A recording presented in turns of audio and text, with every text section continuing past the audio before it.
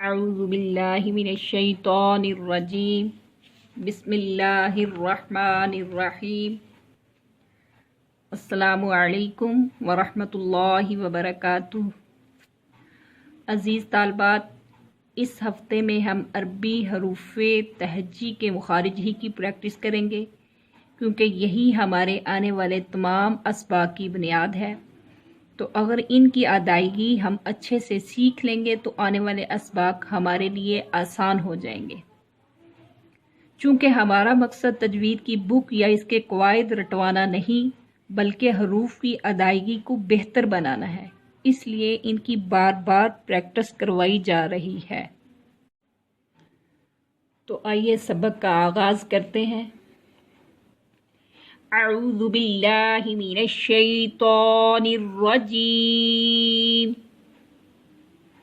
بسم اللہ الرحمن الرحیم۔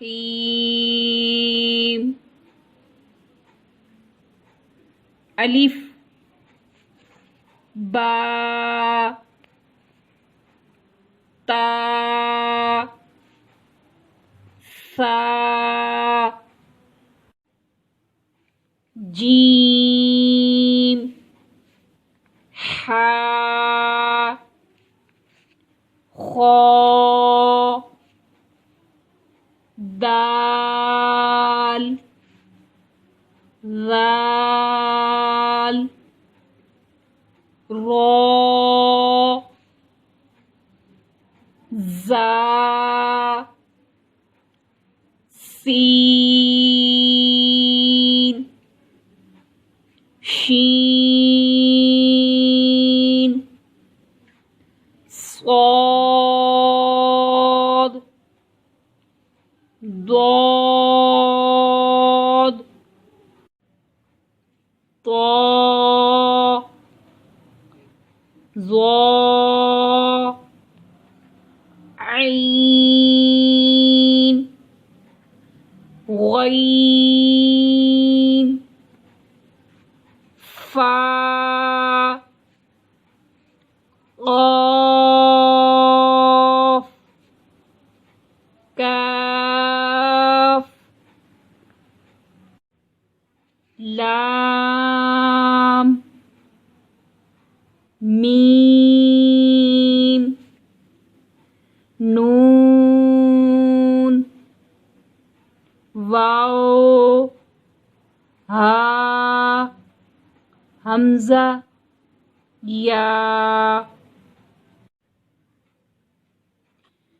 مخارج کا تعلق چونکہ دانتوں سے ہے، اس لیے مخارج کو سمجھنے کے لیے دانتوں کے نام آنے چاہیے۔ دانتوں کے ناموں کا مکمل نقشہ سامنے سکرین پر دیا گیا ہے، آپ اس کو ذہن نشین کر لیں۔ ثنایا، سامنے اوپر والے دو دانتوں کو ثنایا علیہ کہتے ہیں، اور نیچے والے سامنے کے دو دانتوں کو ثنایا سفلی کہتے ہیں۔ رباعی، ثنایا علیہ اور ثنایا سفلی کے دائیں بائیں کے اوپر اور نیچے کے چار دانت رباعی کہلاتے ہیں۔ انیاب، رباعی کے ساتھ اوپر نیچے نوک دار چار دانت ہیں، ان کو انیاب کہتے ہیں۔ انیاب کے ساتھ چار دانتوں کو دواحک کہتے ہیں۔ پھر دواحک کے ساتھ تین اوپر دائیں، تین اوپر بائیں اور تین نیچے دائیں بائیں کی داڑوں کو طواحن کہتے ہیں۔ پھر ان کے ساتھ چار دانتوں کو نواجز کہتے ہیں۔ نواجز بچوں کے نہیں ہوتے۔ آج کا سبق ہمارا مکمل ہوا۔ کل کے سبق میں ہم مخارج کی تفصیل پڑھیں گے۔ صدق اللہ العظیم۔ اللہ حافظ۔